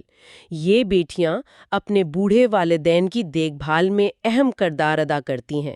وہ اسٹیٹ پلاننگ اور ٹیکس قوانین سے بھی واقف ہوتی ہیں اور اکثر اپنے والدین کو یہ مشورہ دیتی ہیں کہ ٹیکس بچانے کے لیے اپنی دولت تحفوں کی صورت میں بچوں کو منتقل کرنا شروع کر دیں۔ اچھا، تو انہیں جو پیسہ ملتا ہے وہ ایک قسم کا ریوارڈ ہوتا ہے ان کی قابلیت اور خدمت کا۔ اور ٹائپ بی اس کے بالکل الٹ ہوگی پھر؟ ہاں، ٹائپ بی ہاؤس وائف وہ ہے جو دوسروں پر انحصار کرتی ہے، کم تعلیم یافتہ ہے اور عام طور پر اس کی شادی بھی کم آمدنی والے شخص سے ہوتی ہے۔ والدین انہیں معاشی اور جذباتی سہارے کا مسلسل محتاج سمجھتے ہیں۔ مطلب یہاں والدین ان کی کیئر کرتے ہیں، وہ والدین کی نہیں۔ بالکل یہی بات ہے۔ تو انہیں مدد دینے کا طریقہ بھی الگ ہوتا ہوگا؟ بہت الگ۔ ٹائپ بی کو مدد ضرورت کی بنیاد پر، نیڈ بیسس پر دی جاتی ہے، جیسے شوہر کی نوکری چلی گئی، گھر خریدنا ہے یا بچے ہو گئے، اور انہیں زیادہ تر دولت وراثت کی شکل میں ملتی ہے۔ وراثت میں کیوں؟ کیونکہ والدین کو ڈر ہوتا ہے کہ اگر انہیں زندگی میں پیسہ دے دیا تو وہ اور ان کا شوہر اسے عقل مندی سے استعمال نہیں کر پائیں گے۔ یہ فرق تو بہت واضح ہے۔ ان کانسیپٹس کو بہتر سمجھنے کے لیے سورسز میں کچھ مثالیں بھی دی گئی ہیں۔ ایک سیکشن ہے دی ویک اینڈ دی اسٹرانگ، جس میں کچھ دلچسپ کہانیاں ہیں۔ ہاں، اور پہلی کہانی 2 بہنوں این اور بیتھ کی ہے۔ دونوں کے والدین کروڑ پتی ہیں۔ بیتھ جو 37 سال کی ہے، ٹائپ بی کی ایک اعلیٰ مثال ہے۔ اچھا، وہ اپنے والدین کے قریب رہتی ہے، انہی سے گھر کی ڈاؤن پیمنٹ لی اور ہر سال ہزاروں ڈالر کی مالی امداد لیتی ہے۔ اس کا شوہر بھی اپنے سسر کے کاروبار میں ہی کام کرتا ہے۔ یعنی وہ پوری طرح اپنے والدین کے معاشی کنٹرول میں ہے؟ پوری طرح، لیکن اس کنٹرول کی ایک قیمت ہے۔ والدین اس کے شوہر کی بالکل عزت نہیں کرتے، یہاں تک کہ سورس میں لکھا ہے کہ وہ اسے بوزو تک کہہ دیتے ہیں۔ بوزو؟ یعنی ایک مذاق سمجھتے ہیں اسے؟ جی، بیتھ اور اس کے شوہر کی اپنی کوئی معاشی پہچان نہیں ہے، ان کی ہر چیز ان کے والدین کی مرہون منت ہے۔ تو ایک بہن کو اس لیے پیسے مل رہے ہیں کہ وہ کنٹرول میں رہے، اور دوسری کا کیا؟ این جو 35 سال کی ہے، وہ ٹائپ اے کی مثال ہے۔ اس نے اپنے والدین کے اس کنٹرول والے ماحول کو بہت پہلے پہچان لیا تھا، اس لیے وہ ان سے 1000 میل دور چلی گئیں۔ اچھا، اس نے کبھی اکنامک آؤٹ پیشنٹ کیئر قبول نہیں کیا۔ وہ جانتی تھی کہ اس امداد کی قیمت اپنی آزادی کھو کر چکانی پڑتی ہے۔ تو یہ ایک عجیب پیراڈاکس ہے۔ والد نے اپنی محبت میں بیتھ کو سب کچھ دیا، لیکن اصل میں اسے کمزور اور ڈیپینڈنٹ بنا دیا، جبکہ این، جس نے امداد ٹھکرا دی، وہ زیادہ مضبوط نکلی۔ بالکل، اور یہ اس بات کی نشاندہی کرتا ہے کہ مالی امداد ایک 2 دھاری تلوار ہے۔ یہ بچوں کو ضروری زندگی کے تجربات، ناکامی، جدوجہد اور پھر اپنے دم پر کامیابی سے محروم کر سکتی ہے۔ صحیح۔ ایسی ہی ایک اور زبردست کہانی سنڈریلا سارا کی ہے۔ یہ نام تو بہت ڈرامیٹک لگ رہا ہے۔ اور کہانی بھی ایسی ہی ہے۔ سارا ایک بہت کامیاب ایگزیکٹو تھیں، لیکن اس کے کروڑ پتی والد کا خیال تھا کہ عورتوں کو کریئر نہیں بنانا چاہیے۔ انہیں گھر پر رہنا چاہیے۔ یعنی وہ اپنی بیٹی کے لیے ٹائپ بی کا فیوچر چاہتے تھے۔ ایگزیکٹلی۔ لیکن سارا نے اپنے والد کے نظریات سے بغاوت کی۔ اس نے گھر چھوڑ دیا اور ان سے کوئی مالی مدد لیے بغیر اپنے دم پر پبلشنگ انڈسٹری میں ایک اعلیٰ مقام تک پہنچی۔ وہ اسٹرانگ بیٹی تھی۔ اور اس کی کوئی بہن بھی تھی؟ ہاں، ایلس۔ وہ پاپاز گرل تھی، والد کی پسندیدہ۔ وہ ٹائپ بی کی مثال تھی۔ اس نے والد کی مرضی کے مطابق زندگی گزاری۔ والد نے اسے اور اس کے خاندان کو مکمل مالی طور پر سپورٹ کیا، گھر، گاڑیاں، ہالیڈیز، سب کچھ۔ لیکن وہ لوگ ہمیشہ اپنی آمدنی سے زیادہ خرچ کرتے رہے۔ انہیں پیسے کی قدر ہی نہیں تھی۔ تو پھر جب باپ کا انتقال ہوا تو کیا ہوا؟ یقیناً ساری دولت ایلس کو ملی ہوگی۔ بالکل۔ وراثت کا بہت بڑا حصہ کمزور بیٹی ایلس کو ملا۔ سارا کو بہت معمولی حصہ دیا گیا۔ لیکن یہاں کہانی میں ایک ٹوسٹ ہے۔ کیا؟ ایلس اور اس کے شوہر نے جلدی ہی ساری دولت اڑا دی۔ انہیں پیسہ مینج کرنا آتا ہی نہیں تھا۔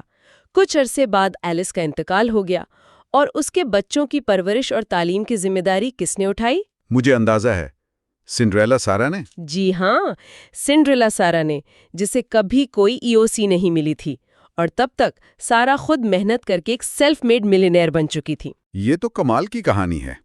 یہاں بھی والد نے اپنی مضبوط بیٹی سیرا کو اور مضبوط بنایا، کیونکہ اسے سب کچھ خود کرنا پڑا، اور اپنی پیاری اور کمزور بیٹی ایلس کو مالی امداد دے دے کر اتنا کمزور کر دیا کہ وہ اپنی دولت بھی نہ سنبھال سکی۔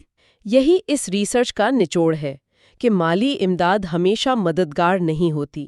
یہ بچوں کی خود انحصاری کی صلاحیت کو ختم کر سکتی ہے، اور یہی پیٹرن ہمیں بے روزگار بالغ بچوں میں بھی نظر آتا ہے۔ ہاں، سورسز میں اس کا بھی ذکر ہے۔ ٹائپ بی ہاؤس وائفز کی طرح بے روزگار بالغ بچوں کو بھی کام کرنے والے بہن بھائیوں کے مقابلے میں زیادہ مالی تحفے اور وراثت ملتی ہے۔ اور ایک دلچسپ حقیقت یہ بھی ہے کہ امیر خاندانوں کے 25 سے 35 سال کے لڑکوں کا لڑکیوں کے مقابلے میں والدین کے ساتھ رہنے کا امکان 2 گنا زیادہ ہوتا ہے۔ اچھا؟ جی، یہ ایک ڈپینڈنسی کا سائیکل بن جاتا ہے۔ جوانی میں بے روزگاری اکثر بعد کی زندگی میں بھی بے روزگاری کا باعث بنتی ہے، اور والدین کی طرف سے مسلسل مالی امداد اس مسئلے کو مزید بڑھا دیتی ہے۔ تو اس سب سے بچنے کے لیے والدین کیا کر سکتے ہیں؟ کیا کوئی پریکٹیکل طریقہ ہے؟ یہ کہانیاں سن کر تو ڈر لگتا ہے کہ کہیں نیکی گلے ہی نہ پڑ جائے۔ بالکل۔ سورسز نے کچھ کامیاب والدین سے بات کر کے 10 اہم اصول نکالے ہیں، لیکن انہیں ایک لسٹ کی طرح پڑھنے کے بجائے ہم انہیں 3 اہم تھیمز میں دیکھ سکتے ہیں۔ ان کا نچوڑ 3 اہم چیزوں میں ہے۔ ٹھیک ہے، وہ کیا ہیں؟ پہلا تھیم ہے دولت کو راز رکھیں اور کفایت شاری سکھائیں۔ پہلا اصول ہے بچوں کو کبھی نہ بتائیں کہ آپ امیر ہیں۔ دوسرا، چاہے آپ کتنے ہی امیر کیوں نہ ہوں، بچوں کو ڈسپلن اور فروگیلٹی سکھائیں۔ صحیح۔ اور تیسرا، بچوں کو آپ کی دولت کا اندازہ تب تک نہ ہونے دیں جب تک وہ خود ایک میچور اور ڈسپلنڈ زندگی نہ گزارنے لگیں۔ یہ بہت اہم ہے۔ ایک مثال دی گئی ہے ڈاکٹر نارتھ کی، جنہوں نے کہا کہ بچے ان اصولوں پر عمل نہیں کریں گے جن پر والدین خود عمل نہیں کرتے۔ ان کی 12 سالہ بیٹی نے ان کے سکھائے ہوئے رولز کا ایک پوسٹر بنا کر انہیں گفٹ کیا تھا، جس پر لکھا تھا بی ٹف، لائف از۔ بالکل صحیح۔ ان والدین کا ماننا ہے کہ اگر بچوں کو وقت سے پہلے دولت کا پتہ چل جائے تو ان کی ایمبیشن ختم ہو سکتی ہے۔ اسی لیے ڈاکٹر نارتھ نے اپنے بچوں کے لیے ٹرسٹس بنائے جو انہیں 40 سال کی عمر سے پہلے پیسہ نہیں دیں گے، تاکہ وہ پہلے اپنی زندگی خود بنائیں۔ اور دوسرا تھیم کیا ہے؟ دوسرا تھیم جذباتی حدود یعنی ایموشنل باؤنڈریز قائم کرنے کے بارے میں ہے۔ اس میں یہ اصول آتے ہیں کہ وراثت اور تحفوں کے بارے میں بات چیت کم سے کم رکھیں۔ اچھا۔ بچوں کو تحفے نیگوسیشن یا کنٹرول کے ٹول کے طور پر نہ دیں، بلکہ محبت سے دیں۔ اور سب سے اہم، اپنے بالغ بچوں کے خاندانی معاملات سے دور رہیں۔ انہیں اپنی غلطیاں کرنے دیں اور ان سے سیکھنے دیں۔ یعنی انہیں کنٹرول کرنے کی کوشش نہ کریں جیسے پیتھ کے والدین کر رہے تھے۔ بالکل۔ اور تیسرا اور آخری تھیم ہے کامیابی کے معیار کو دوبارہ ڈیفائن کرنا۔ اس میں اصول یہ ہیں کہ اپنے بچوں سے مقابلہ نہ کریں۔ یہ نہ کہیں کہ جب میں تمہاری عمر کا تھا تو میں نے یہ حاصل کر لیا تھا۔ کی علامتوں جیسے مہنگی گاڑیاں یا گھر کے بجائے بچوں کی اصل کامیابیوں پر زور دیں، چاہے وہ کتنی ہی چھوٹی کیوں نہ ہو۔ انہیں اچیو کرنا سکھائیں، صرف کنزیوم کرنا نہیں۔ اور آخری اصول کہ بچوں کو بتائیں کہ پیسے سے زیادہ قیمتی چیزیں بھی ہیں، اچھی صحت، خوشی، ایمانداری اور عزت۔ جی، پیسہ زندگی کے کیک پر صرف آئسنگ ہے، پورا کیک نہیں۔ یہ 10 اصول دراصل ایک مکمل فلسفہ ہیں کہ دولت کو ایک ٹول کے طور پر کیسے استعمال کیا جائے تاکہ بچے مضبوط بنے، نہ کہ کمزور۔ یہ صرف پیسے کی تقسیم کا معاملہ نہیں، یہ پرورش کا معاملہ ہے۔ بالکل۔ اور یہ صرف والدین کے لیے اہم نہیں ہے۔ جو لوگ اس فلسفے کو سمجھتے ہیں وہ ایک ایسی مارکیٹ کو بھی سمجھ سکتے ہیں جہاں زبردست بزنس اپرچونٹیز ہیں، یعنی امیر لوگوں کی ضروریات کو پورا کرنا۔ یہاں سے ہماری گفتگو فائنڈ یور نیش کی طرف جاتی ہے۔ ہاں، بنیادی خیال یہ ہے کہ امیر لوگوں، ان کے بچوں اور ان کی بیواؤں کو ٹارگٹ کرنے میں بزنس کے بڑے موقع موجود ہیں۔ جو لوگ امیروں کو اپنی خدمات فراہم کرتے ہیں وہ اکثر خود بھی امیر بن جاتے ہیں۔ لیکن یہاں ایک سوال پیدا ہوتا ہے، اگر امیر لوگ، جیسا کہ ہم نے پہلے ڈسکس کیا، اتنے فروگل یا کفایت شعار ہوتے ہیں تو انہیں ٹارگٹ کرنے کا کیا فائدہ؟ وہ تو ہر چیز پر پیسہ بچاتے ہیں۔ یہ بہت اہم سوال ہے اور اس کا جواب اس بات میں ہے کہ وہ کس چیز پر کفایت شعاری کرتے ہیں۔ وہ روزمرہ کی چیزوں، کپڑوں، گاڑیوں، گھڑیوں پر پیسہ بچاتے ہیں۔ صحیح۔ لیکن کچھ چیزیں ایسی ہیں جن پر وہ دل کھول کر خرچ کرتے ہیں اور وہاں وہ کوالٹی کے لیے کوئی بھی قیمت دینے کو تیار ہوتے ہیں۔ مثلاً بہترین انویسٹمنٹ ایڈوائس، ماہر قانونی خدمات، ایکسپرٹ ٹیکس ایڈوائس، اپنے بچوں کے لیے اعلیٰ تعلیم اور بہترین صحت کی سہولیات۔ ان چیزوں پر وہ قیمت کے معاملے میں اتنے حساس نہیں ہوتے، انہیں بیسٹ سروس چاہیے ہوتی ہے۔ تو اس سب کا نچوڑ کیا نکلتا ہے؟ اس کا مطلب ہے کہ ان لوگوں کے لیے جو اپنے کریئر یا بزنس کو بڑھانا چاہتے ہیں، ایفلوئنٹ مارکیٹ ایک بہت بڑا موقع ہے۔ یہ لوگ صرف فائنینشل سروسز نہیں خریدتے بلکہ آفس سپیس سے لے کر کمپیوٹر سافٹ ویئر تک ہر چیز کے خریدار ہیں۔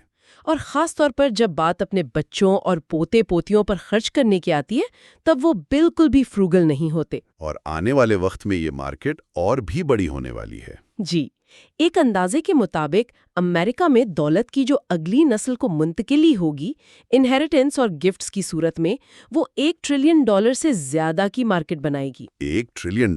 جی، جو لوگ اس مارکیٹ کی سائیکالوجی کو سمجھتے ہیں اور اس کی ضروریات پوری کرتے ہیں وہ خود بھی مالی طور پر بہت کامیاب ہو سکتے ہیں۔ تو ان لوگوں کے لیے ایک روڈ میپ ہے جو اپنی سروسز کو بہتر طریقے سے مارکیٹ کرنا چاہتے ہیں۔ فالو دا منی، جہاں دولت جا رہی ہے وہیں اپرچونٹیز ہیں۔ آج کی اس پوری گفتگو سے ایک اہم اور گہرا سوال ابھرتا ہے، والدین کی محبت اور مالی مدد جو بظاہر ایک مثبت چیز ہے، کب اور کیسے ان کے بچوں کے لیے ایک ایسی زنجیر بن جاتی ہے جو انہیں معاشی اور جذباتی طور پر کمزور اور ڈیپینڈنٹ بنا دیتی ہے۔ اور یہ کہ کیا مالی امداد ہمیشہ مددگار ہوتی ہے یا یہ ان کی خود انحصاری اور کامیابی حاصل کرنے کی صلاحیت کو غیر ارادی طور پر چھین لیتی ہے؟ یہ ایک عجیب پیراڈاکس ہے جس پر سوچنا ضروری ہے۔ پچھلے حصوں میں ہم نے دیکھا کہ کروڑ پتی افراد کس طرح سوچتے ہیں، خرچ کرتے ہیں اور سرمایہ کاری کرتے ہیں، لیکن ایک سب سے بڑا سوال جو اب بھی باقی ہے وہ یہ کہ آخر یہ لوگ کرتے کیا ہیں؟ وہ کون سا پیشہ یا کاروبار منتخب کرتے ہیں جو انہیں دولت کی اس سطح تک پہنچاتا ہے؟ یہ وہ سوال ہے جو ہر کوئی جاننا چاہتا ہے۔ بالکل، اور یہی وہ نقطہ ہے جہاں کتاب کا اگلا بڑا حصہ ہماری رہنمائی کرتا ہے، جس کا عنوان ہے جابز، ملینئرز ورسز ایئرز، یعنی ملازمتیں، کروڑ پتی مقابلہ ان کے وارث۔ یہاں مصنفین اسی سوال کی گہرائی میں جاتے ہیں کہ کیا واقعی کچھ مخصوص کاروبار ہیں جو آپ کو امیر بنانے کی گارنٹی دیتے ہیں؟ اچھا، تو اب ہم اس راز سے پردہ اٹھائیں گے۔ مجھے لگتا ہے زیادہ تر لوگ یہی سوچتے ہیں کہ کوئی جادوئی لسٹ ہوگی کہ یہ 10 کاروبار کر لیں اور امیر ہو جائیں۔ کیا کتاب اس خیال کی تائید کرتی ہے یا اسے رد کرتی ہے؟ آگے چل کر ہم یہ بھی دیکھیں گے کہ وقت کے ساتھ انڈسٹریز کیسے بدلتی ہیں اور یہ کامیاب لوگ اپنے بچوں کو کیا مشورہ دیتے ہیں۔ یہ بہت دلچسپ سوال ہے کیونکہ کتاب اس عام خیال کو مکمل طور پر الٹ دیتی ہے۔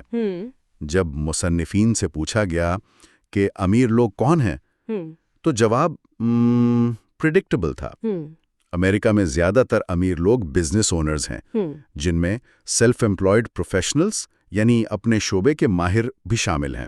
تحقیق کے مطابق 80% امیر گھرانوں میں سے 2/3 سے زیادہ کے پاس اپنا کاروبار ہے۔ اچھا، ایسے لوگوں کے کروڑ پتی بننے کا امکان دوسروں کے لیے کام کرنے والوں کے مقابلے میں 4 گنا زیادہ ہوتا ہے۔ 4 گنا؟ یہ تو بہت بڑا فرق ہے۔ تو اس کا مطلب ہے کہ اپنا کاروبار کرنا ہی کامیابی کی کنجی ہے؟ ہاں، لیکن یہاں ایک بہت بڑا لیکن ہے۔ اچھا۔ جب مصنفین نے مزید تحقیق کی کہ یہ کروڑ پتی کس قسم کے کاروبار کے مالک ہیں، تو ایک حیران کن بات سامنے آئی۔ ان کا کہنا تھا کہ آپ کسی کے کاروبار کی قسم سے یہ اندازہ ہرگز نہیں لگا سکتے کہ وہ کروڑ پتی ہے یا نہیں۔ اچھا۔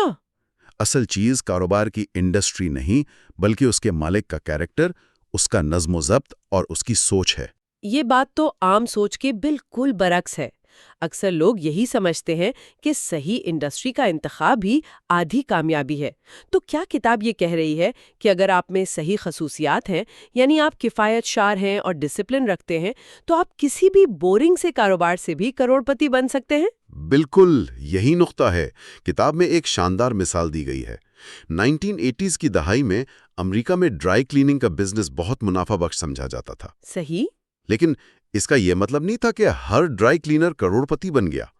مصنفین اسے اس طرح سمجھاتے ہیں کہ یہ بالکل ویسا ہی ہے جیسے کوئی مہنگے ترین جوتے خرید کر یہ سوچے کہ وہ ایک عظیم باسکٹ بال کھلاڑی بن جائے گا۔ بالکل، جوتے اہم نہیں، کھلاڑی کا ٹیلنٹ، اس کی محنت اور ڈسپلن اہم ہے۔ اسی طرح اگر آپ بہت منافع کما بھی رہے ہیں لیکن آپ کا لائف سٹائل بے انتہا مہنگا ہے تو آپ کبھی دولت جمع نہیں کر پائیں گے۔ تو پھر یہاں ایک اور سوال پیدا ہوتا ہے، اگر کوئی ایک انڈسٹری آج بہت منافع بخش ہے تو کیا وہ ہمیشہ رہے گی؟ کیونکہ لوگ تو ٹرینڈز کے پیچھے بھاگتے ہیں۔ اور یہیں پر کتاب کا اگلا نقطہ سامنے آتا ہے جس کا عنوان ہے "Only change is predictable"۔ یعنی اگر کچھ یقینی ہے تو وہ تبدیلی ہے۔ بالکل۔ مصنفین 1984 اور 1992 کے ڈیٹا کا موازنہ کرتے ہوئے بتاتے ہیں کہ انڈسٹریز کتنی تیزی سے بدلتی ہیں۔ وہی ڈرائی کلیننگ والی مثال لے لیں۔ 1984 میں تقریباً 92% ڈرائی کلیننگ پارٹنرشپس منافع میں تھیں۔ لیکن 8 سال بعد 1992 تک صرف 50% منافع کما رہی تھیں۔ آدھی سے بھی کم رہ گئیں۔ یہ تو بہت بڑی گراوٹ ہے۔ اور صرف یہی نہیں، کوئلے کی کانکنی یعنی کول مائننگ کے کاروبار کو دیکھیں۔ 8 سال کے عرصے میں ایسے کاروبار جن کا ایک مالک تھا، ان کی تعداد 717 سے کم ہو کر صرف 76 رہ گئی۔ لیکن یہاں سب سے دلچسپ بات یہ ہے کہ جو 34% اس مشکل وقت میں بھی ٹکے رہے، ان کی اوسط سالانہ آمدنی تقریباً $6 لاکھ تھی۔ واو! یعنی جب باقی سب ڈوب رہے تھے تب یہ لوگ اور زیادہ کما رہے تھے۔ اس کی کیا وجہ تھی؟ اس کی وجہ یہ ہے کہ کامیاب کاروباری مالکان اپنی انڈسٹری میں short periods of rough Times یعنی مشکل وقت کے مختصر دورانیے کو پسند کرتے ہیں۔ اچھا۔ ان کا کہنا ہے کہ اس سے کمزور مقابلہ مارکیٹ سے ختم ہو جاتا ہے۔ جب سب کچھ اچھا چل رہا ہو تو ہر کوئی کاروبار میں آ جاتا ہے، لیکن جب حالات مشکل ہوتے ہیں تو صرف وہی ٹک پاتا ہے جو واقعی قابل اور ڈسپلنڈ ہو۔ مطلب وہ بحران میں موقع تلاش کرتے ہیں؟ بالکل۔ یہ بہت گہری سوچ ہے۔ اگر انڈسٹریز اتنی غیر یقینی ہے تو پھر یہ کامیاب لوگ اپنے بچوں کو وراثت میں کیا دیتے ہیں؟ کیا وہ انہیں اسی غیر یقینی راستے پر ڈالتے ہیں یا کوئی محفوظ راستہ سجھاتے ہیں؟ یہ اس کتاب کے سب سے حیران کن انکشافات میں سے ایک ہے۔ تحقیق کے مطابق 5 میں سے 1 سے بھی کم کروڑ پتی اپنا کاروبار اپنے بچوں کو منتقل کرتے ہیں۔ 1 منٹ، کیا کہا؟ 5 میں سے صرف 1؟ یہ تو بہت حیران کن بات ہے۔ میں تو سمجھتی تھی کہ ہر کامیاب کاروباری شخص کا خواب ہوتا ہے کہ اس کی اولاد اس کی سلطنت کو آگے بڑھائے۔ کیا وہ اپنی اولاد کی قابلیت پر بھروسہ نہیں کرتے یا اس کے پیچھے کوئی اور گہری وجہ ہے؟ اس کے پیچھے ایک بہت گہری اور عملی وجہ ہے۔ وہ اپنے بچوں کو اپنا بزنس دینے کے بجائے سیلف امپلائڈ پروفیشنلز بننے کی ترغیب دیتے ہیں۔ جیسے ڈاکٹر، وکیل، ڈینٹسٹ یا اکاؤنٹنٹ؟ بالکل۔ ایک کامیاب بزنس کا مالک جانتا ہے کہ اس کا کاروبار کتنے انکنٹرولبل ویریبلز پر منحصر ہے، یعنی ایسی چیزیں جن پر اس کا کوئی کنٹرول نہیں، جیسے مارکیٹ کی قیمتیں، معاشی حالات، حکومتی پالیسیاں، نیا مقابلہ وغیرہ۔ اچھا، تو اپنے بچوں کو اس اتار چڑھاؤ سے بچانا چاہتے ہیں؟ بالکل۔ کتاب میں ایک فرضی مثال دی گئی ہے مسٹر کارل جانسن کی، جو ایک کامیاب کول مائننگ بزنس کے مالک ہیں۔ وہ سوچتے ہیں کہ کیا انہیں اپنے بچوں کو اس کاروبار میں لانا چاہیے؟ اور ان کا جواب ہے ہرگز نہیں۔ ہرگز نہیں۔ کیوں؟ کیونکہ ایک بزنس میں آپ کے اثاثے کیا ہوتے ہیں؟ زمین، مشینری، عمارتیں۔ لیکن ایک پروفیشنل جیسے ایک ڈاکٹر یا وکیل، اس کا سب سے بڑا اثاثہ اس کا انٹلیکٹ، یعنی اس کی ذہانت، اس کا علم اور اس کی مہارت ہوتی ہے۔ جیسا کہ ایک کروڑ پتی نے کہا تھا، "They can take your business, but they can't take your intellect." واو! یعنی آپ کا کاروبار چھن سکتا ہے، آپ کی جائیداد ضبط ہو سکتی ہے، لیکن آپ کا علم اور ہنر کوئی نہیں چھین سکتا۔ یہ تو آزادی کی سب سے بڑی شکل ہے۔ اس کا مطلب ہے کہ ایک ڈاکٹر یا وکیل اپنی سکلز کو دنیا میں کہیں بھی لے جا سکتا ہے۔ ان کے وسائل پورٹیبل ہیں، یعنی انہیں ایک جگہ سے دوسری جگہ لے جایا جا سکتا ہے۔ بالکل درست۔ اور اس کا ایک مالی فائدہ بھی ہے۔ ان کا ریٹرن آن ریسیٹس بہت زیادہ ہوتا ہے۔ مثال کے طور پر کتاب بتاتی ہے کہ ایک ڈاکٹر کو تقریباً $2 لاکھ کا منافع کمانے کے لیے صرف $3.5 لاکھ کی ریسیٹس یعنی وصولیاں چاہیے، جبکہ کول مائننگ کے بزنس کو اتنا ہی منافع کمانے کے لیے $2.4 ملین کی ریسیٹس کی ضرورت ہوگی۔ فرق صاف ظاہر ہے۔ لیکن مجھے لگتا ہے اس کا ایک دوسرا پہلو بھی ہے۔ کتاب اس پر بھی بات کرتی ہے کہ جب ان انٹرپرینورز کے بچے یہ ہائی اسٹیٹس پروفیشنل بن جاتے ہیں تو وہ اپنے والدین کی طرح کفایت شار زندگی نہیں گزارتے۔ وہ کام شروع کرتے ہی ایک امیرانہ لائف سٹائل اپنا لیتے ہیں، مہنگی گاڑیاں، بڑے گھر، جس کی وجہ سے وہ زیادہ خرچ کرتے ہیں اور سرمایہ کاری کم کر پاتے ہیں۔ آپ نے بالکل صحیح پکڑا۔ یہ ایک طرح کا پیراڈاکس ہے، اور اسی سے جڑی ہے کتاب کی اگلی بحث، جو ان کاروباروں کے بارے میں ہے جو یہ کروڑ پتی خود چلاتے ہیں۔ انہیں مصنفین ڈل نارمل بزنسز کہتے ہیں۔ ڈل نارمل یعنی عام اور غیر دلچسپ، جیسے پیسٹ کنٹرول سروسز یعنی کیڑے مارنے کی سروس، جینیٹوریل سروسز یعنی صفائی ستھرائی کی خدمات، یا پھر موبائل ہوم پارک کی ملکیت۔ اچھا، ہاں، یہ وہ کاروبار ہیں جن کے بارے میں لوگ پارٹیوں میں بات کرنا پسند نہیں کرتے۔ ان میں کوئی گلیمر نہیں ہے، اور شاید اسی لیے یہ اتنے کامیاب ہیں، کیونکہ ان میں گلیمر نہیں، اس لیے بڑے بڑے کھلاڑی ان میں دلچسپی نہیں لیتے، مقابلہ کم ہوتا ہے اور منافع کا مارجن مستحکم رہتا ہے۔ صحیح۔ یہ آہستہ اور مستقل دولت بنانے کی بہترین مثالیں ہیں۔ بالکل۔ اور یہیں سے بات آتی ہے رسک کی۔ عام طور پر لوگ کیا سمجھتے ہیں؟ یہی کہ اپنا کاروبار شروع کرنا زندگی کا سب سے بڑا رسک ہے۔ لیکن انٹرپرینیورز کا نظریہ اس کے بالکل برعکس ہے۔ کتاب میں ایک انٹرپرینیور کا کال ہے، "What is risk? Having one source of income." یہ تو ذہن بدل دینے والی بات ہے۔ یعنی اصل رسک کسی اور کے لیے کام کرنا ہے، جہاں آپ کی آمدنی کا صرف ایک ذریعہ ہو اور وہ ذریعہ کسی اور کے کنٹرول میں ہو۔ جی۔ اگر آپ کو نوکری سے نکال دیا جائے تو آپ کی آمدنی صفر ہو جاتی ہے، جبکہ ایک بزنس مالک کے سینکڑوں یا ہزاروں گاہک ہوتے ہیں، یعنی آمدنی کے سینکڑوں ذرائع۔ وہ اپنی تقدیر پر زیادہ قابو رکھتے ہیں۔ یہی سوچ کا فرق ہے، اور اس سوچ کو حقیقت میں بدلنے کے لیے کریج یعنی ہمت کی ضرورت ہوتی ہے۔ کتاب کے مطابق ہمت خوف کی عدم موجودگی کا نام نہیں، بلکہ خوف کے باوجود قدم اٹھانے اور عمل کرنے کا نام ہے۔ اس پوری بحث کو سمیٹنے کے لیے کتاب کے آخر میں ایک شاندار کیس سٹڈی دی گئی ہے۔ مجھے لگتا ہے یہ کہانی ان تمام اصولوں کو ایک ساتھ جوڑ دیتی ہے۔ یہ کہانی ہے مسٹر ڈبلیو کی، جو ایک سیلف میڈ کروڑ پتی ہیں جن کی نیٹ ورتھ $30 ملین سے زیادہ ہے۔ اور ان کی کہانی اس لیے بھی دلچسپ ہے کیونکہ وہ ایک PAW یعنی پروڈینشیس ایکیومولیٹر آف ویلتھ کی بہترین مثال ہیں، یعنی وہ شخص جو دولت جمع کرنے میں غیر معمولی طور پر ماہر ہو۔ وہ ایک عام مڈل کلاس محلے میں رہتے ہیں اور ان کا طرز زندگی انتہائی سادہ ہے۔ اور ان کا سامنا ہوتا ہے UAW سے، یعنی انڈر ایکیومولیٹرز آف ویلتھ۔ یہ وہ لوگ ہیں جو اچھی آمدنی کے باوجود دولت جمع نہیں کر پاتے۔ یہ ٹکراؤ تب ہوتا ہے جب مسٹر ڈبلیو ایک لگژری کنڈومینیم کمپلیکس میں چھٹیاں گزارنے کے لیے ایک یونٹ خریدتے ہیں۔ وہاں کے رہائشی جو اسٹیٹس اور دکھاوے کے بہت شوقین ہوتے ہیں، انہیں مسٹر ڈبلیو کا سادہ رہن سہن ایک آنکھ نہیں بھاتا۔ وہ ایک قانون پاس کرتے ہیں کہ کمپلیکس میں 15 پاؤنڈ سے زیادہ وزن کا کتا نہیں رکھا جا سکتا۔ اور ظاہر ہے مسٹر ڈبلیو کے کتے کا وزن 30 پاؤنڈ تھا اور وہ اسے بہت عزیز رکھتے تھے۔ تو کنڈومینیم کمیٹی، جس کی سربراہی ایک وکیل کر رہا تھا، उन्हें कानूनी नोटिस भेजकर धमकाने लगी कि या तो कुत्ते से जान छुड़ाएं या अपार्टमेंट बेच दें।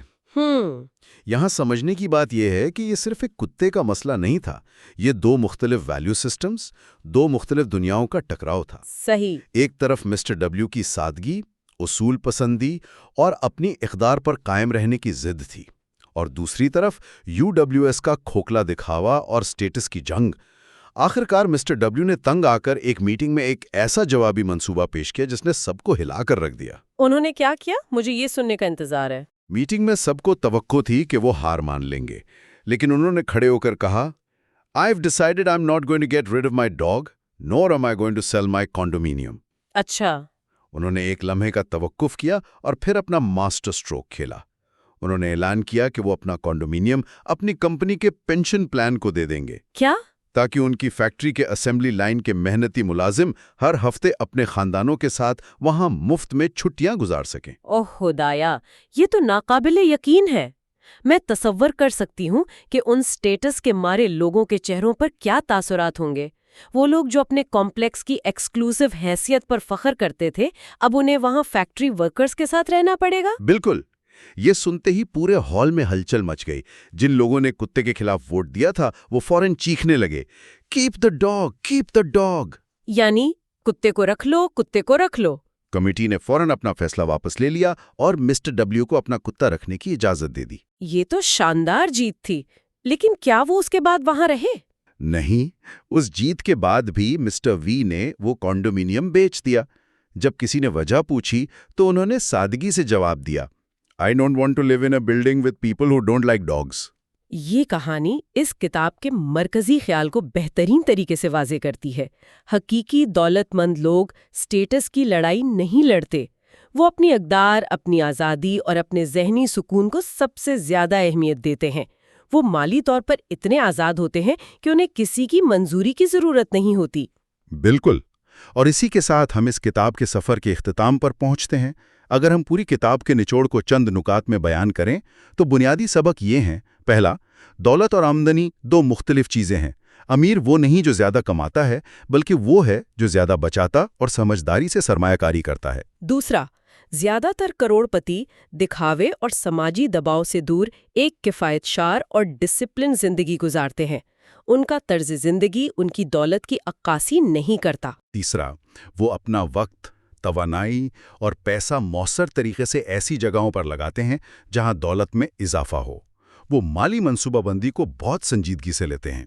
चौथा और सबसे अहम, फाइनेंशियल इंडिपेंडेंस यानी माली खुदमुख्तारी हासिल करना समाजी हैसियत दिखाने से कहीं ज़्यादा अहम है। और आखिर में आपका पेशा, आपका जीवन साथी और आपका लाइफस्टाइल, ये सब मिलकर आपकी माली तकदीर का तयन करते हैं। किताब का पैगाम बहुत वाज़ेह है कि अमेरिका जैसे मुल्क में सही आदात, नज़्म-ओ-ज़ब्त और ज़हनियत के साथ कोई भी शख्स माली तौर पर आज़ाद हो सकता है। ये सिर्फ पैसे के बारे में किताब नहीं है, ये इक़्तिदार, इंतखाब और एक बामक़सद ज़िंदगी गुजारने के बारे में है। ये हमें सिखाती है कि हकीकी दौलत का मतलब बैंक बैलेंस नहीं, बल्कि अपनी ज़िंदगी को अपनी शराइत पर जीने की आज़ादी है। Thank you for listening to brain bank. हम उम्मीद करते हैं कि आपको ये जर्नी पसंद आई होगी और कुछ नया सीखने को मिला होगा। अगर आपको ये कंटेंट वैल्यूएबल लगा तो अपने थॉट्स शेयर करना ना भूलिएगा। अपना ख्याल रखिए, stay curious, keep learning and C you in the next episode. खुदा हाफिज।